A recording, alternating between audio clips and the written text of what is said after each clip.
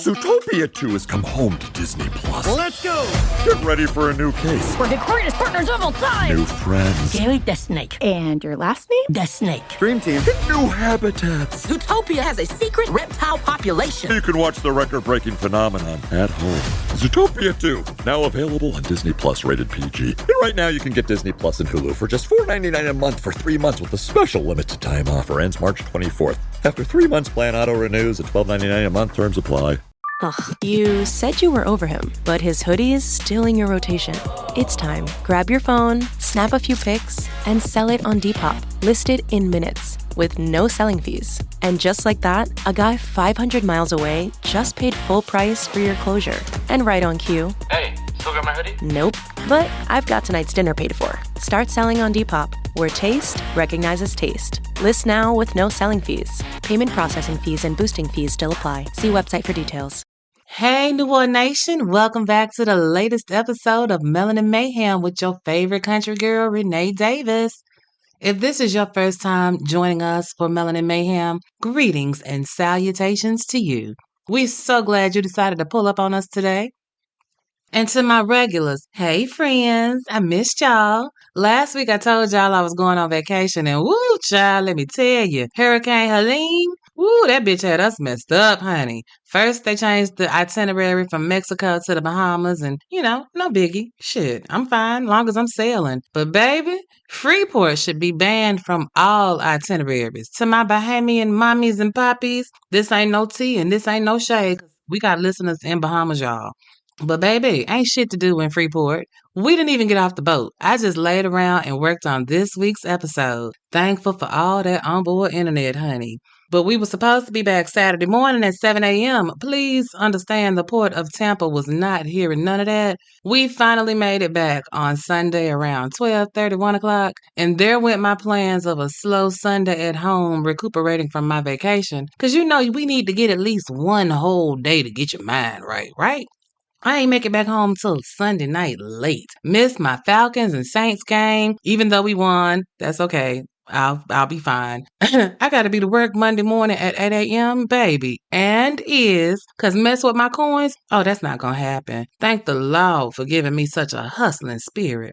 Anywho, the Melanin Mayhem podcast is all about spotlighting prolific melanated criminals that maybe you've never heard of or you don't have a lot of details about that did some audacious, outlandish, diabolical, and or heinous bullshit, right? And criminals that do all kinds of crimes because I like to keep it interesting. Keep this thing like some gumbo. Every time you take a bite, you're going to get something a little bit different, but it's always going to be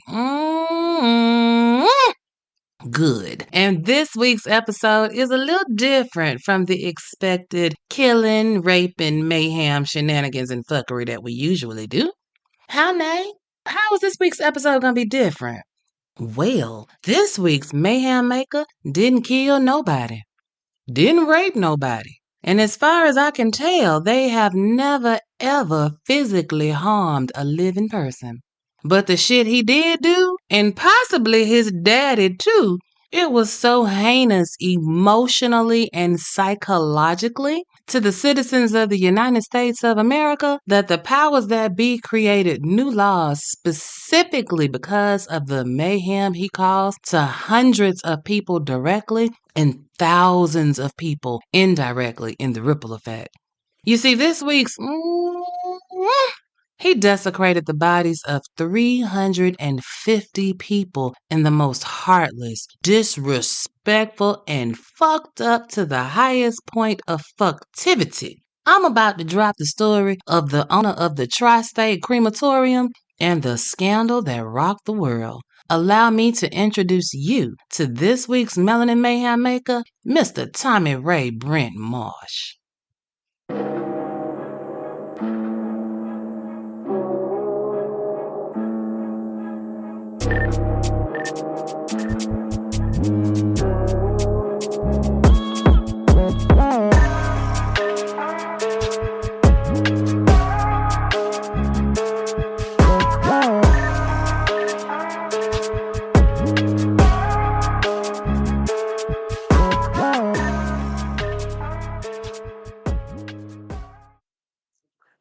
Nation, let me tell you something. Grave robbing is a crime. If you fuck with a grave, the law will arrest you and you will be prosecuted. But if there isn't a grave, meaning the body has not been buried yet, fucking with that body, it wasn't a crime. That sounds crazy, right? It wasn't until somebody found body parts all over at Brent's place that it became a crime. Honey, sit back and let me tell you all this good tea. Tommy Ray Brent Marsh was born and raised in Noble, Georgia, to parents Tommy Ray and Clara Marsh. Ray was one of their 5 children. Now, Noble, Georgia is a small little area, and saying that it's a town is being gracious. We talking 300-400 citizens, no schools, no local government or anything like that. Just some houses, maybe a little country gas station that sell every type of thing, and a whole bunch of churches because this is the Bible Belt, and country towns in Georgia are heavy on Jesus. And in the country, I've told you this before, everybody knows everybody else. There are no strangers. These people go back generations. Sure, some do move away, but for the town to exist or to thrive, people have to stay. And true country people do just that. Our bad boy Brent, he was known in the community. He played on the football team when he went to Lafayette High School. He went on to the University of Tennessee for college in 1992. He played football for another 4 years. While he was there, he majored in business, but he didn't get his degree by the time he left school in 1996. You see, his daddy's health was deteriorating, so he went back home to help the family business. He also took his daddy's seat on the board of the Walker County DFACS in 1998 because, again, his daddy's health wouldn't allow him to continue his civic activities, right? Somewhere around 96, he married to a woman named Vanessa Neal, and they have a daughter. Now, I also found out that this nigga was a deacon in training. And balls, like, who knew that that was a thing? You know, I just thought that if you were at the church long enough, they just tagged you in, right? Who knew that these motherfuckers got a whole training program? Probably teaches them how to do that deacon hum. Y'all know.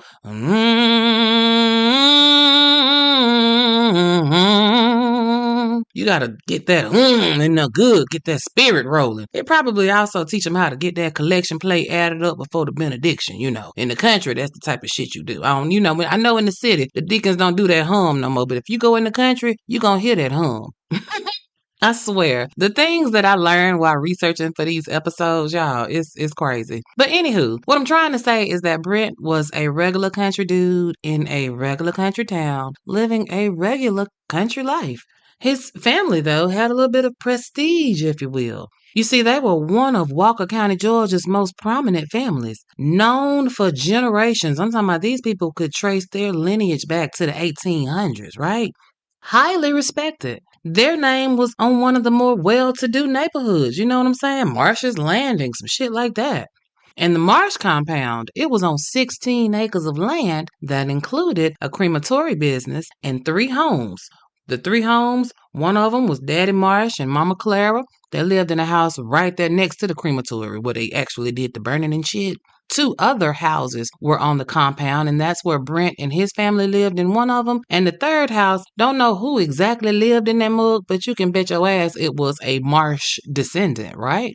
So like I said, the people was a little well-to-do because Brent's daddy started the crematorium back in the 70s, and it was a good business. You know, he had the only crematorium for miles around. There were plenty of funeral homes, but nobody who was cooking the bodies, if you know what I'm saying. You also know that death ain't never out of season, so I would say that, you know, they had good steady coin coming in. And Brent's daddy, Tommy Ray Marsh, he was a respected businessman providing cremations for Georgia, Alabama, Tennessee, and any other surrounding area that needed some crematory work done. And that's kind of how it got the name as the Tri-State Crematorium, because they really served 3 main states. His mama, Clara Marsh, she was a teacher and had been a teacher since God was a baby. She had taught generations of children. They even voted that heifer Citizen of the Year for Walker County in 1995. I mean, Miss Clara was out here doing the work. She was even at one point in time the head of the Walker County Democratic Party. So when I say well known and respected in the community, they were. I mean, they thought they were a little sedity acting, but hey, if you got a little coin, that's what you're supposed to be thought of, right? Nobody ever went to their house. And I don't know. I think the family business might have had a lot to do with that because I don't think I could go kick it at the house of a friend where they char grill motherfuckers on a regular. I'd be like, what's that smell? What y'all cooking? Not all I want to eat. I'm sorry. That was probably too much, but hey, I keep it real with y'all. So Daddy Marsh, he ran the crematorium until 1996. His health was on the rough side of the mountain. And shit, Brent had been in and around this shit all of his life because it was the family business. He had probably been running the furnace since he was knee-high to a butterfly because that's how it's done in the country. The family business is done by the motherfucking family, right? Let me tell y'all, on my daddy's side, super country, right? And my daddy's side of the family, they raised hogs in the country and they ran a country store that sold fresh meat and all kind of shit, right? And baby, when I say everybody raised them damn hogs, I mean everybody raised them damn hogs. I lived in the city. I didn't live in the country. And I would come down there and visit every blue moon. And please believe when the moon was blue, they had my ass in the working. I remember making sausage. I was like 8 years old. Again, from the city. I don't know shit about hogs. Damn sure don't know nothing about making no sausage. Baby, they pulled out a bowl, put some water in and put them casings in and showed me how to stretch them casings over that grinder and hand crank that meat in there. Baby, working, did it. Like I said, in the country, every family member pitches in if they are around. So now Brent is the head flame griller in charge. He running the shit, right? Bodies coming in, ashes going out. Bodies coming in, ashes going out. Bodies coming in, ashes going out. Shit running like clockwork. Ain't nothing happening over here but just boring, regular, everyday crematory business. But ooh, honey, that was far from the truth. Ooh, it was some fuckery and shenanigans taking place at the crematorium that nobody could have ever imagined. Picture this. Gerald Cook worked for the gas company, and in October of 2000, he was filling in for the regular driver. He had a delivery to the Tri-State Crematorium. The regular driver was like, I ain't going out there no more because I'm scared. And Gerald was like, this nigga scared. Shit, I ain't never scared to make no money. So he pick up the route and he heads to the address. The gas man pulls up. Nobody is around, and that's kind of the way he liked it. All he got to do is find the tank, fill that motherfucker up, and leave. He ain't got to make no small talk with nobody. Perfect. So he drives down this long-ass driveway till it dead ends at a group of buildings. And the place looks like you would expect a little country cremation place to look like, except it's completely deserted. There's no one around. No activity. So Gerald gets out of his truck. He's surveying the scene. He's trying to figure out where the tank is, right? So he assumes that the tank is going to be behind one of these 3 buildings right here in front of him. So he walks to building number 1. And I don't know if y'all know this, but after you've done a job for a while, you know how you can kind of do it on automatic pilot? Like Gerald was physically there, sure, but his mind was probably elsewhere. And as he is scanning behind the building, he doesn't see the tank, but he see a little tractor, look like somebody been clearing the area or whatever. It's a little pile of debris over there. And he just glancing. He ain't looking, not really paying attention. He's just glancing. His eyes are just skimming over the shit that belongs in a pile of outdoor trash, right? There's some wood. There's some tree limbs. There's some leaves. There's a foot. What? Wait, what? Yeah, you heard me. Because Gerald did a double take too. There, in that pile of trash, is a motherfucking foot. It's skeletal, but it still got a little meat on it. Holy shit. And just like in the movies, before he can really process this motherfucking foot, a man's voice says, "Hey, Mr. Gas Man." And he turn around and there's this melanated man standing right there on some Mr. D's type shit. Like, nigga, where you come from? Don't be sneaking up on me like that. Gerald don't know what to do. But he also knows that he does not want this man to know that he saw what he probably shouldn't have seen, right? So, in an Academy Award winning performance, Gerald greets the man and proceeds to chat him up a little bit as he fills the propane tank that the man points out to him. When the tank is full, Gerald tells the man to have a good day. He jumps in his truck and then he gets the fuck out of Dodge. Now, at this point, Gerald's nerves is shot to shit. G got to ride around for a minute and have a meeting with himself about what the fuck he just saw. Now, he's now thinking about that regular delivery driver who said he wasn't going back out to that place no more. And now G understand why. After he calmed his nerves a little bit, driving, I don't know, if for me, I would have needed something more than a drive. I'd have needed some alcoholic accoutrement, some herbal refreshments, or something to get my mind right. Gerald, he just needed a drive.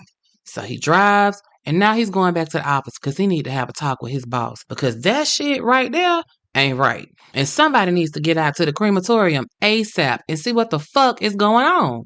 So Gerald goes and talks to his boss, and Gerald's boss goes to see the sheriff. Talk about an uncomfortable conversation. Man, you can't get people to talk about getting life insurance, much less try to verbalize that one of your employees is reporting body parts in the trash. But nevertheless, the gas man's boss is right there doing just that. And now the sheriff, like any other normal person, his first thought was that maybe they were just running behind over there at Tri-State. After all, the gas man was making a delivery of propane. Maybe they had done ran out. The crematoria didn't have enough juice to finish cooking all the bodies on the to-do list for that day. You know, humans always want to believe in the best in a situation, and we want to ignore the worst possible outcomes. We just don't want to do that. And the sheriff is no different. His mind didn't automatically go to something criminal because what else do you expect to see at a crematorium? They deal in dead bodies all day, every day. So seeing a dead body at a crematorium saying, versus say over at Fred House, that evokes different emotions, right? You're supposed to see dead bodies at funeral homes and morgues and crematoriums and even sometimes at the hospital. You don't even bat an eyelash if somebody says that they saw a body in one of those places. But the gas man's boss was like, nah, player, this wasn't a whole intact body. It was a foot. And it should have been with the rest of the body, not just hanging out and chilling by itself. Now, mind you, they, and by they, I mean the sheriff and the gas man supervisor, they don't have a degree in mortuary science, nor did they work in the funeral service business, right? But you just assume certain facts about the what's and the how things are done when it comes to burying a body. And the first thing you think is that you bury a whole body, so you should probably cremate a whole body too. I mean, that should just be the rule, right? But we don't know. The sheriff starts looking to see who he should call because, again, having a dead body or a body part at a funeral type of business is not a crime. So it really wasn't in his purview. He was trying to, humor the gas man's boss to see what government agency that would fall under. But come to find out, there wasn't one. So shit. The sheriff of Walker County was like, well, since it's dropped in my lap, let me do something about it. So he sent a couple of deputies to go take a look. Now, I wonder what exactly he said to those deputies, because I think it makes a difference in what actually happened. Like, did he say, y'all go over there to the Tri-State and see if you see anything out of the ordinary? Or did he say, y'all go over there to Tri-State and I want you to look and see if you see some feet laying around in the yard? I don't know, but I think either way, the deputies was on some bullshit, because who want to go look for body parts at a crematorium, like, for real?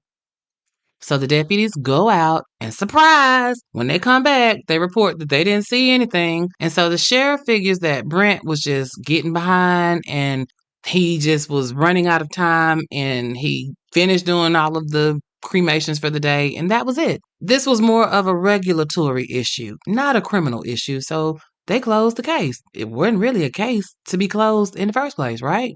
Well, country life goes on. And 1 year later, wouldn't you know that old Gerald Cook, the gas man, he had to go back to make another delivery at that goddamn crematorium. I know he was like, fuck my life. But here's the thing. Old Gerald wasn't really fucked up about it because he had told his boss what he saw. And that's what they say, right? If you see something, say something. He did that. His boss had talked to the sheriff and the crematorium was still in business. Nobody had been arrested. So everything must have been on the up and up, right? There must not have been a crime committed. So since there wasn't, nobody went to jail, because if somebody went to jail, everybody would have known about it. It's the country. So while Gerald wasn't jumping up and down about having to go back out there to the crematorium, because I mean, who gets excited about having to go where the dead people are? Gerald was all right with it because it was his job and money talk. So Gerald heads back to fill the Tri-State Crematorium propane tank. Once again, nobody is around, and this time he ain't got to look around for the tank because he know where it is. He backs his truck right up to the spot and starts filling up the tank.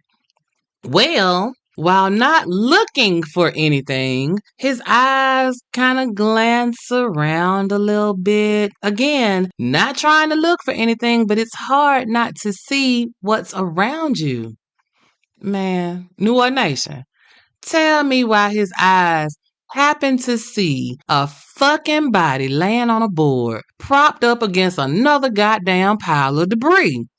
You got to be shitting me, Nate. I ain't. Let me tell you something. Gerald was trying his best to tell his eyes to shut the fuck up and mind their own business and stop looking at shit. But he can't because the body is all melty looking. Like the facial features are gone and it's just gooey looking. The problem with radio is we can't show you our new box packed with a KFC snacker, 5 nuggets, fries, and a drink for just $7. So you'll just have to trust us when we say the crispy golden fried breading will make your mouth water. You'll have to trust us when we say this is a ridiculous amount of chicken for such a small price. And you'll have to really trust us when we insist that, yes, it really is only $7. $7 box feast from KFC. Trust us, it's finger-licking good. Prices and participation may vary. Tax, tips, and fees extra. This podcast is brought to you by Carvana. Selling your car shouldn't feel like a second job. It should feel easy. With Carvana, it is. Just visit Carvana.com, enter your license plate or VIN, answer a few quick questions, and get an offer in minutes. Like what you see? We'll pick it up right from your door and hand you your check. No haggling, no hassle, no problem. Car selling made easy on Carvana. Pickup fees may apply. Ew, God, ew, that's so gross. And at that moment, here comes Brent Marsh once again. Kudos to Gerald for not losing his shit and running off screaming. He just played it cool like he ain't seen that goddamn body sitting right over there 10 feet away, just sunbathing. And now these two men are standing around shooting the shit, acting like neither one of them see that goddamn body over there. Then Gerald's old lying-ass eyes, they see a tarp on the ground, and in his spirit, he just knows something bad under that tarp. And like that piano player in The Color Purple, he packed his shit up and was like, time to go. Got in his truck and got the fuck out of there. His next stop was his boss's office to tell him that he wasn't going back to that motherfucking crematorium again. Y'all don't pay me enough for this bullshit. But while he wasn't going to go back out there to that crematorium, Gerald was not done. Because this time, Gerald was like, fuck calling the sheriff.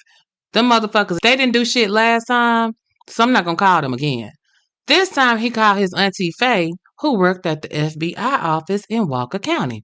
Auntie Faye, I gotta tell you something, man. These motherfuckers is over here doing something over at that Tri-State Crematorium, man. I don't know what the fuck going on, but I told the sheriff last year that it was a foot out there and they didn't do nothing about it. I just left him over there and it's a whole goddamn body and that motherfucker looked like it had been out there for a minute, Auntie. Auntie, this ain't right. Auntie, I need your help. You work for the FBI, Auntie. Do some FBI shit and get out here and FBI this shit to death because something ain't right, Auntie. Please help. Leave it to a woman to step in and get the shit handled. Auntie Faye, she called the motherfucking EPA. Well, wait a minute, Nate. Why the fuck she called the EPA? And while we talking about it, who the fuck is the EPA? I mean, I know I've heard the acronym, but what that mean? Well, New Orleans Nation, the EPA is short for the Environmental Protection Agency. She called them because when something is polluting the air or the water, i.e. the environment, they are the ones that come out and see what the fuck is going on. They make sure that whatever it is, that it's not harmful to the humans in the area. And if it is, they suit up, fix the shit, and then give a fine to whoever fucked it up, right? And even though Faye was smart to call, she had to make a couple of phone calls. And by calls, I mean that she had to leave messages in hopes that somebody would listen and come see what the fuck she was talking about. So her first call was in November of 2001, but old Auntie Faye was not one to give up easily, not when her nephew was shook the way he was shook. He said something in the milk ain't clean, so she believed him. So she persists. Aunt Faye calls back February 14th, 2002, on goddamn Valentine's Day. This time, in her message, she told them that she was out walking her dog through the woods and came upon some human bones and a skull in the creek over there by Tri-State Crematorium. So Auntie Faye is one smart cookie. By saying that the remains were in a creek, a body of water that feeds into a bigger body of water that possibly feeds into our drinking supply, the EPA will come out, test that shit, and look around to see if they see any more remains, right? So EPA agent Robin Hedden gets this message. And this dude is like CSI and the law rolled up into one because he works criminal cases for the EPA. And for him, this little message sounded interesting. It was a way to get him out the office for a little while. So he posses up with another agent and they take a day trip 100 miles from their Atlanta office to the small town of Noble, Georgia to go looking. So they get there, they're walking around. They don't see nothing. They're walking around. They don't see nothing. And just to set the scene a little bit for you, they are walking through the wilderness. I mean, in the country, it's a lot of acreage, but on most of that land, it's not cleared. We're talking trees on trees on trees on trees. And the ground, it's just layers of leaves and pine needles that have fallen year after year and just compacted on itself. So spotting bones is not just as simple as saying, oh, look, there's a bone. Oh, no. You got to dig and move some shit around. But it's 16 goddamn acres. And they are just wandering around with no map and no directions to a specific area. They're just out walking. And just as they are about to call it a day, one of the agents sees something that's kind of shiny-ish. It stands out because in the forest, it's just a sea of earth tones, browns and greens and dark. There's something look a little shiny. So he walks over to it to take a little closer look down at it, and it's a motherfucking part of a cranium. A head. So the EPA boys take a quick little video of what they find, and then they leave to go make some phone calls and shake some trees because we need some more people to get out here. Now, in an ironic turn of events, since they found a body part, they go and they call 911 to report that body part. But didn't Gerald, the gas man, already do that last year? So the EPA 911 call goes to the same goddamn sheriff that Gerald hooked into this shit last year, the sheriff of Walker County. But now, since it's the EPA making the call, they got the whole goddamn cavalry to come in. The sheriff of Walker County is there, the coroner for Walker County is there, and the GBI, the motherfucking Georgia Bureau of Investigation, baby. Ooh, that's them big dogs. Honey, at this point, the cavalry still don't think that this is a thing. In their minds, these city slickers are overly exaggerating a situation for a little piece of bone. Now, mind you, all of the cavalry, except the EPA boys, they know Brent Marsh and his family. So because they, air quotes, know the Marshes and they know the Marshes are good people, they're not batting an eyelash. But cross-divisional cooperation being a thing and all, they're going to humor these city boys and go out here and poke around on the property with them just to say that they cooperated, right? So they head back to the crematorium. And when they pull up, your boy Brent was outside, just minding the business that paid him. The GBI agent gets out, he introduces himself, and he tells Brent that they got a complaint and they need to look around. Brent was like, all right, but he looking a little worried around the face. Just a little worried.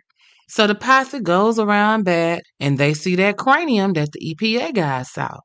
The coroner comes up to it and he looks at it and he was like, wait a minute, y'all. This staple right here, you see this staple? This staple is what a mortician would put in to hold the jaws closed. So this is definitely a human skull, a piece of a human skull. Well, shit, the mood changes a little bit. They're still like, okay, because this is a crematorium and bones are expected to be there, just not necessarily on the ground randomly, right? But what do we know? Maybe it just dropped accidentally. But then the coroner was like, yo, my man, look at the motherfucking ground. It's all kind of little bones out here. There goes some finger bones. Them look like some toe bones over there. I don't know, that's like a chipped off piece of bone right there. Again, a motherfucker will try to explain away what is right before their eyes. The other members of the posse were like, man, them probably chicken bones. Well, wait a minute, what you trying to say, Cletus? Cause they black, they gotta be having chicken bones in the yard. You don't see no goddamn chickens around here. Ain't no goddamn bags of Churches and Popeyes and KFC. Where the fuck these chicken bones would have come from? But you know, they're gonna keep looking, and they keep walking, and they keep trying not to look. But they see a cardboard shipping box. It's one of those kinds that's long and big enough to ship a body in. They didn't want to, but they opened that motherfucker up. And please tell me, y'all, why is there a black man just chilling in that motherfucker? What? First of all, before I go any further, hats off to law enforcement, CSI, forensics, all them other motherfuckers that have to show up and do a job that don't nobody want to do. I give law enforcement hell for not spotting patterns and taking too long to figure out who the fuck did something. But when I'm also fair, so I will also give grace and kudos and props for these people who do an amazing job at something nobody wants to do. Because let me tell you something. Understand, I would have quit. They got several buildings to go in and see what the fuck is inside. And this is 16 acres of surprises just waiting to be found. I would have quit on the spot. Handed in my badge, you know what, and went the fuck home. Y'all can goddamn, my last check can be direct deposit. I am officially unemployed because I ain't got time, not today. Oh, no. Because understand, you can't unsee what they are about to see. Ooh, child, y'all buckle up. So Mr. GBI man goes back to Brent and he was like, hey, my dude, what the fuck is going on up in this place? Like, we gonna need you to unlock all these doors to all these buildings so we can see what the fuck you been up to. And Brent punk ass standing there looking shocked and shit, you know, but he complies. Brent goes over to one of the buildings. Brent is walking like he walking the Green Mile and shit. He unlocked the door and he stepped back. The agent go to push the door open. The door won't open all the way. It just opens up just a little bit because it feels like something blocking the door. It's open just enough that he can stick his hand in with the flashlight and kind of peep in. They say this room was like 60 feet long, 60 feet wide, 60 by 60. And y'all, that motherfucker was wall to wall with bodies just every motherfucking where. Everywhere, bitch. In all stages of decomposition. They were in the clothes that they died in. Some were in hospital gowns. Some were in regular clothes. Some of them was bloodstained. Some of them were naked, just laying the fuck there.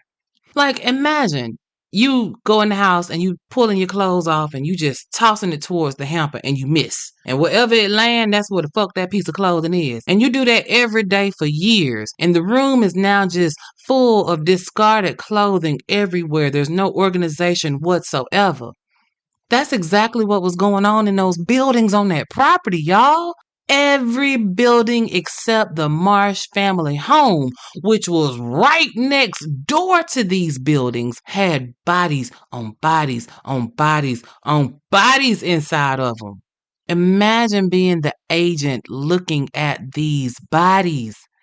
And then imagine realizing that you know one of them motherfucking bodies. Child, yes, honey. Please tell me why this man recognized the body of a man that he knew for a fact had just died a few months prior, whose motherfucking funeral he had went to. Lord, Miss Claude. Honey, take me to the king. Just don't take me to the Tri-State Crematorium. Oh, no, honey. So they gotta keep looking. And they're going into these other buildings. It's like 7 of them on the compound. All of them full of bodies. The actual building where the oven is, that mug got bodies in there too. It's even a motherfucking body sitting in the oven, uncooked. Like, nigga, what is you doing? Cause mind you, Brent is there, unlocking the doors and just standing back like he waiting on the water to boil. No expression, no horror, no shame, just standing there like titties on a bull. Completely useless. And they looking at him, he looking at them. They looking at him. He looking at them. And they like, what the fuck? And he like, I don't know. So the shock is starting to wear off a little bit. And the GBI agent asks Brent for the records that he keeps on his customers. Like, give me your paperwork. Let me see the names of the people that have come through your business. At this point, y'all, let me tell y'all that this nigga really started to play in their face. Like, they are walking through a building of bodies. And Brent called himself pointing out who is who. So he just started naming names and somebody writing the names down.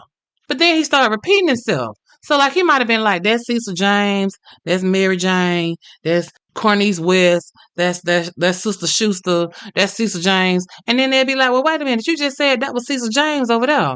And Brent would be like, oh, I did? Oh, well, shit, that must be somebody else. Sir, no, sir, we're not doing this with you. What the fuck is your records? This Negro pointed to his head, talking about, it's all up here. Nigga, I will pimp slap you if you don't quit playing with me. Brent was like, shit, I don't know what else to tell you. Mind you, while the GBI agent is getting his face played in, the rest of the posse is still out in the yard and on the grounds looking around, and they see bones and bodies everywhere they look. Just bones and bodies, bodies and bones, bones and bodies, bodies and bones, all kinds of bones. Every fucking where. This is a real life scary movie, and this is just the opening credits. Every place they look, like there are vehicles on the property, a van and a hearse, bodies and bodies and bodies and bodies. Here's some tarps out here. Pull up the tarp, body, body, body, body parts, bodies, bodies, bodies. Look behind this door, there go some more bodies. Ooh, there go a pile of leaves. Look up under the leaves, more bodies. Everywhere they looked, if it was something to see, there was a body or there were bones there. Fresh bodies with meat still on the bones. Old bodies that were just skeletons, and every state in between those two. They found a wood chipper with bone fragments in it. That was this motherfucker's blender. I mean, oh my God, it was like a haunted house, only the props were real as fuck. Like, they were looking through piles of trash. Like, you know, maybe you don't know, but in the country, you upgrade something, you take all your old appliances, all that old shit, and you just throw it somewhere. So they see a bunch of tires and appliances and shit. They go in there and look. More bodies, more bodies, more bodies. And mind you, Daddy Marsh and Mama Marsh is in the house while all of this shit is going on. Now, you would think that they would be outside trying to see what the fuck is going on here. Nope, not them. So you tell me, y'all weren't shocked and amazed about what was going on your family homestead at your business? New Orleans Nation, on that first day of looking, on February 15, 2002, they found 40 bodies. They stayed out there looking until around 11 o'clock that night before they called it a day. And when they called it a night, guess what Brent did? Nothing. He went in his house and he went to bed. Yep, you heard me. You see, he hadn't committed a crime. Grave robbing is a crime. Necrophilia is a crime. The bodies had never been buried. None of the bodies showed any signs of him getting his rocks off on them, right? He just didn't perform the service of cremation like he was paid to do. That was not a crime in 2002. Technically, he desecrated the bodies, but again, the law at the time only applied to bodies that had been buried. So while the investigation continues, law enforcement got to get into the books and see what kind of crime they can actually charge this nigga with. Because right now, they ain't got nothing. They finally settled on good old-fashioned theft. Theft by deception, to be exact. They charged Brent's monkey ass the next day on February 16, 2002 with 5 counts of theft by deception. Brent bonds out that same day. The next day, February 17, 2002, they charged Brent with 11 more counts of theft by deception. Arrest his ass, he bonds out again. The next day, they charged him with 102 counts of theft by deception. They arrest him again, he bonds out again. They do this shit over and over again. Every time they're able to identify a body, they hit his ass with a charge. Man, I bet whoever was writing them bonds, they got paid off Brent's ass. Woo-wee. Baby, they worked that crime scene for 8 months straight. The governor of Georgia declared Walker County a state of emergency. I'm telling y'all, shit was bad. It was so bad that the governor had to ask for federal assistance. We need some help to come sort this shit out. Brent is all over the news, all over the country at this point. They finally arrest 28-year-old Brent Marsh on February 20th, 2002, and this time he doesn't get the bond out. They hold his little ass till trial. Because they keep finding bodies and body parts. We ain't finna just keep arresting you and letting you get out. You just gonna sit your ass in here because you know we ain't done. And they weren't. They found mass graves, like holes in various places dug in the ground just full of bodies. The bodies just won't stop being found. And then there are the vaults. If y'all don't know what a vault is, those are the concrete boxes that they put the caskets in to protect them from the elements when they're in the ground. They're seeing these vaults on the property. They open up the vaults and there are just bodies stuffed inside. I'm talking about stuff like a motherfucker had to sit on the top to make it close. Rotting and decaying. Discarded. Inhumane. Fucking diabolical. But here is the kicker. Forensics put some of those remains as having had been there for 15 years or more. 15 years? In 2002, they had already been there for 15 or more years? Well, wait a minute. That's going to predate when Brent took over for his dad and them. Because remember, he took over in 1996. That was just 6 years prior. Before that, he was away at college out of state. So he wasn't even there when some of these bodies were discarded. So who the fuck did that? Like I said, in the country, everybody in the family is in on the family business. But no one else other than Brent was charged with anything.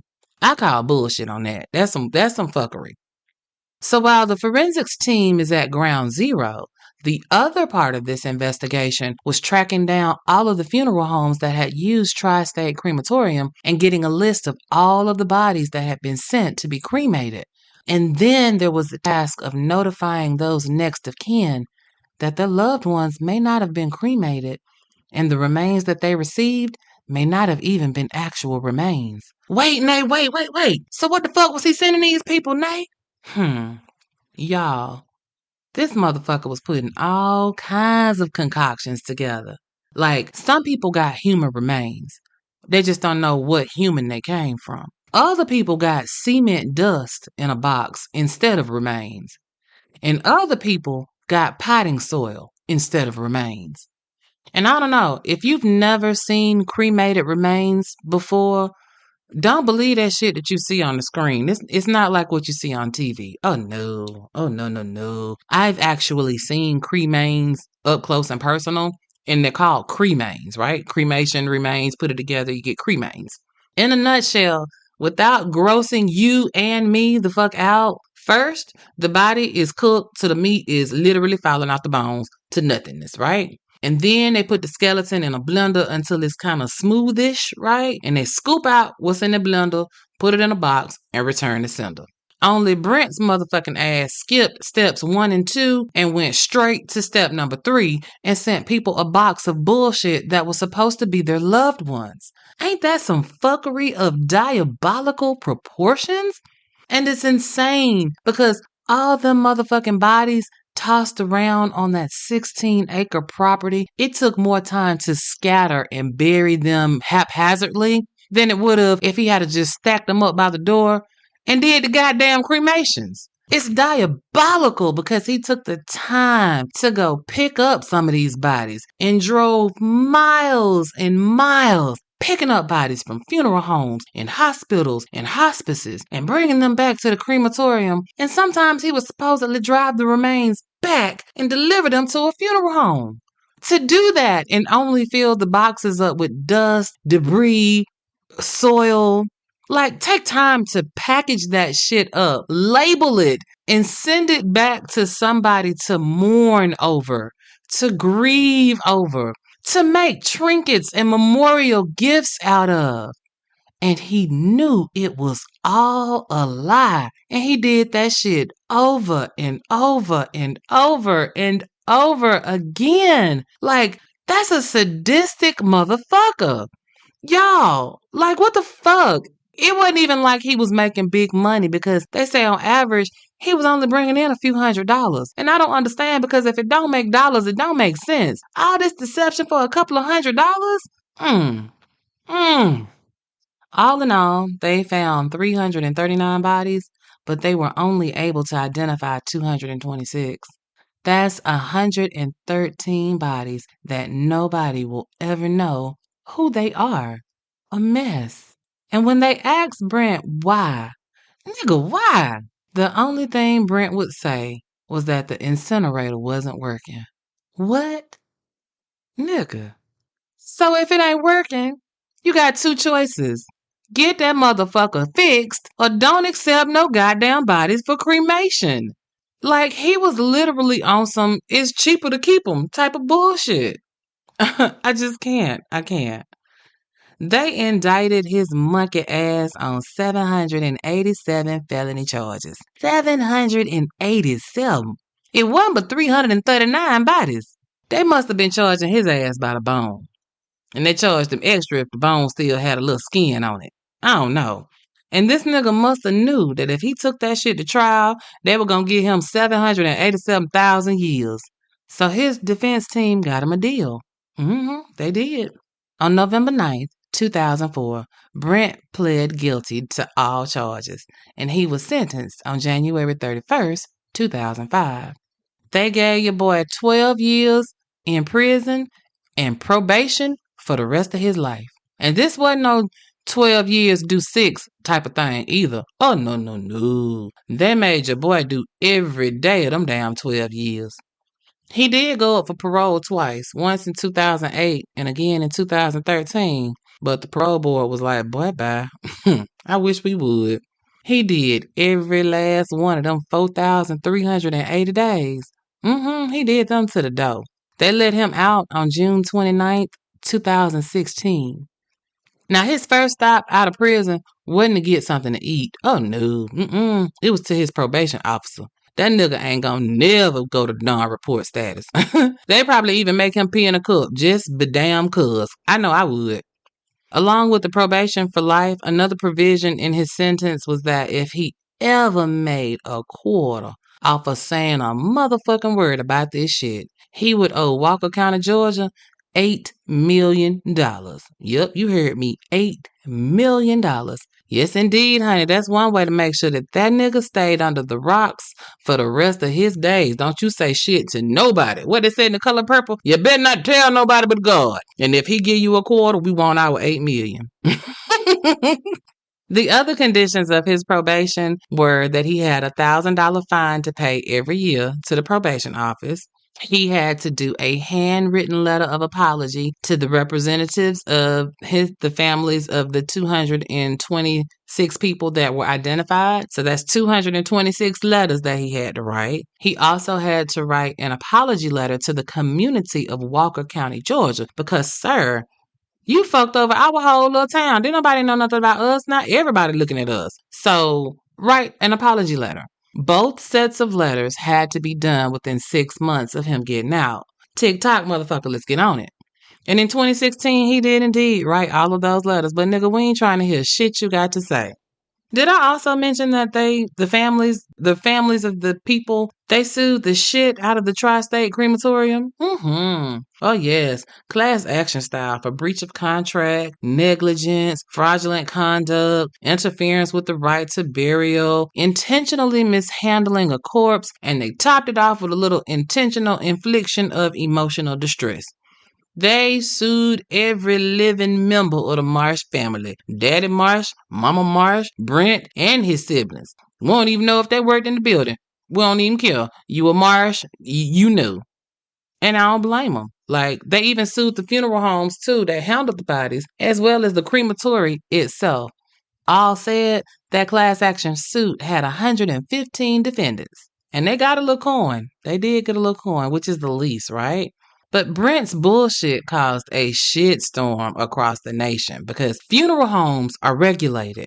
Crematories were not. Anybody could open up shop and start grilling motherfuckers without any oversight. That all changed with Brent's shenanigans. Now the crematoriums have to be a part of a licensed funeral home. No more loosey-goosey, anybody can go buy a furnace type of bullshit. They were passing bills to regulate the settings where a crematorium could be. You ain't finna put this motherfucker in the boondocks off in a cut no more. We need you right smack dab in the middle of the city where everybody can see. They even put restrictions on who could even operate a crematorium and the different licenses that they had to hold. They also created new mandatory paperwork that had to be submitted to the state for everybody that was torched.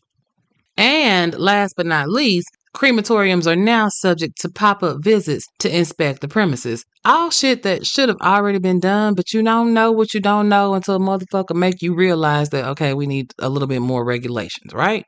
And, I said Brent didn't kill nobody. He didn't rape nobody. But while he may not have laid hands on anyone, he caused a shitload of emotional pain and turmoil for hundreds, if not thousands of people. Like, the shit he did was almost worse in a way. You see, he and his family were trusted to perform a necessary final service required by any person, bought and paid for, to take care of a final task that's associated with death. And to just not do it? That's some next level fuckery. Since doing this podcast, it has opened my eyes to a whole lot of things. Hopefully it's opened yours too. But what I realize now is that where there's one, there's some more. And in many times, there's many more doing the same shit. Like, do you know what they do once the body leaves the morgue? Or what do they actually do once everybody is gone from the gravesite?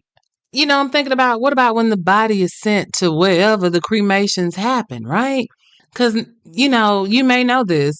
Funeral homes do the body, like physically, as in embalming them and dressing them up for the last get together, whether it's open casket or closed casket, right? But if cremation is on the bill, what's involved with that is that 9 out of 10 times that body is going to be sent off somewhere else, either before or after the service, depending on the desires of the family. So we know that the body is transported somewhere. It's supposedly baked to a crisp and returned in a little box, but do you actually know what's in that box? Clearly we don't. Because, woo child, think about it. That's a lot to think about. But fam, that's what I'm here for. I'm here to make you think about the shit you don't want to think about.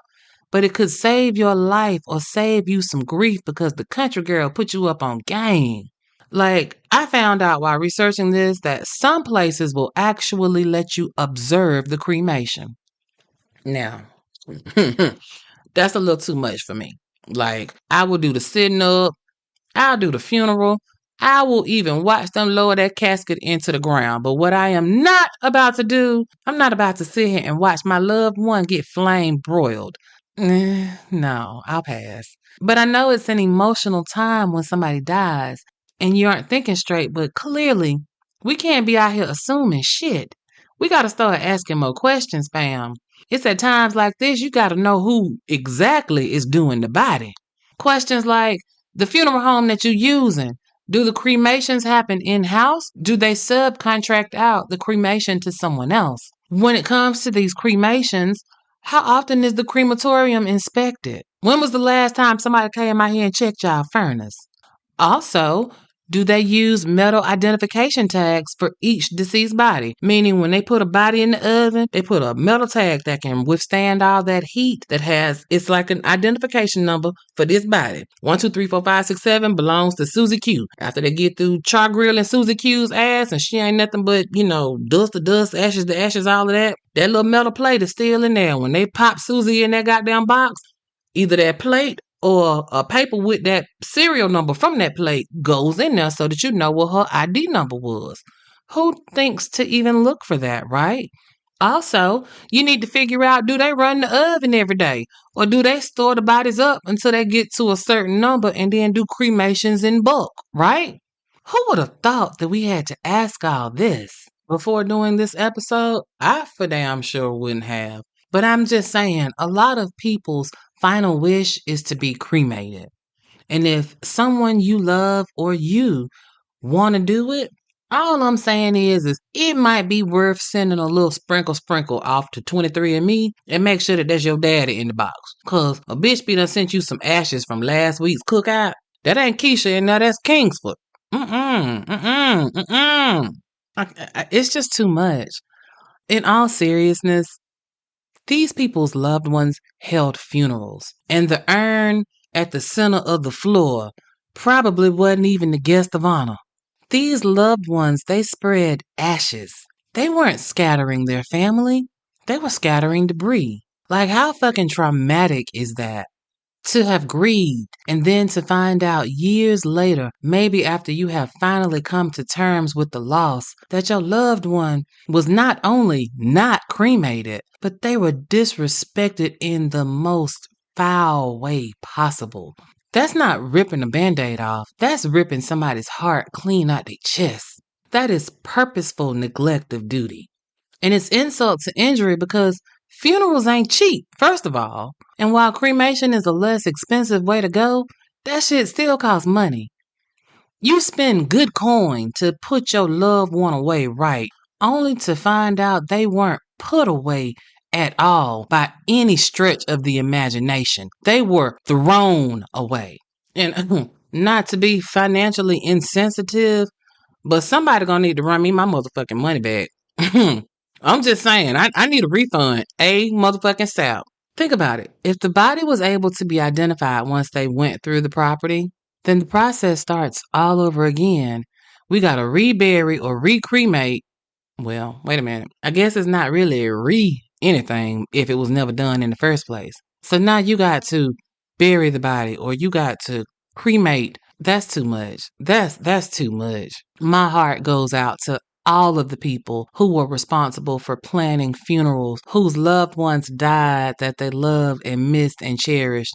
My heart goes out to them because they did what needed to be done, only to find out later that it really wasn't. Man, that's a violation that I can't even begin to imagine. I mean, that is the greatest mindfuck that there ever could be. And I commend them for not turning into vigilantes and handling matters themselves because, ooh, Lord, honey, let me tell y'all, I told y'all God is still working on me, honey. The things I would have done to the whole Marsh family because, baby, all of them would have got it. Every last one of them. Baby, let me just say, it would involve torture. I'm talking razor blades and lemon juice, hot grits and potash. Because, sir, that's not how humans should treat humans on any level, at any time, anywhere in the world. As someone who is in the funeral business, you are being entrusted with the last act a human completes before their body goes back to the earth. You can't shortcut that shit. I mean, you can, clearly.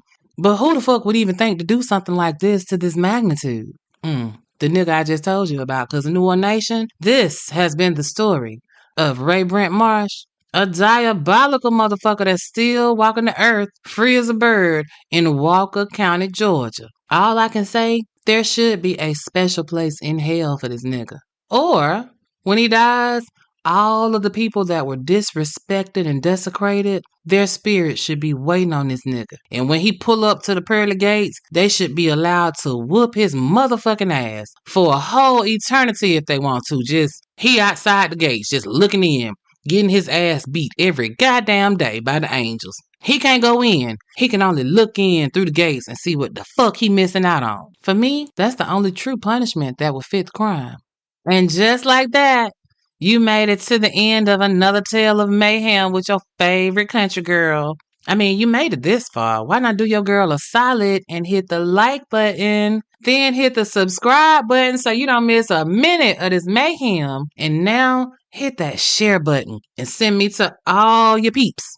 Check out the social media pages. We are Melanin Mayhem Podcast or Melanin Mayhem PC on X, Instagram, Facebook, and YouTube. Y'all, I hope I didn't gross you out too much this episode. I know that this little bit of knowledge that I dropped on y'all about cremation etiquette is gonna stick, though. I bet you that. Talk to somebody that you know. Make sure that they know what questions to ask.